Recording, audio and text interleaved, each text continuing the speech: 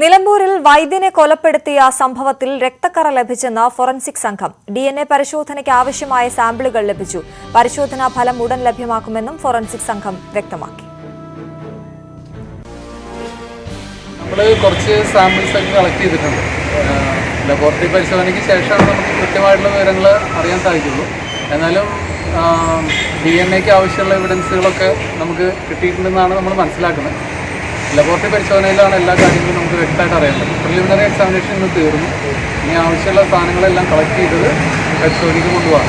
അത് കോടതി മുഖേന അവിടെ എത്തിക്കഴിഞ്ഞാൽ നമുക്ക് പരിശോധിച്ചിട്ട് ഒരു ചുരുങ്ങിയ സമയത്തിനുള്ളിൽ തന്നെ നമുക്ക് വിവരങ്ങൾ ലഭ്യമാക്കാൻ പറ്റും. കിട്ടിയിട്ടുണ്ട്, നമുക്ക് സാമ്പിൾസ് കിട്ടിയിട്ടുണ്ട്. അപ്പോൾ അത് എത്രമാത്രം നമുക്ക് അതിൽ നിന്ന് ഒരു പ്രൊഫൈൽ DNA പ്രൊഫൈൽ ഡെവലപ്പ് ചെയ്യാൻ പറ്റുന്നുള്ളത് നോക്കണം, നോക്കിയിട്ടേ പറ്റും. ഇത് ഓക്കെയായി, സാമ്പിൾസ് എല്ലാം കളക്ട് ചെയ്ത് കഴിഞ്ഞു. നിലമ്പൂരിൽ വൈദ്യനെ കൊലപ്പെടുത്തിയ കേസിൽ രക്തക്കറ ലഭിച്ചിരിക്കുന്നു. എന്തായാലും ഫോറൻസിക് സംഘത്തിന് ലഭിച്ച ഈ രക്തക്കറ കേസിൽ നിർണായക വഴിത്തിരിവാകുമെന്ന് തന്നെ പ്രതീക്ഷിക്കാം.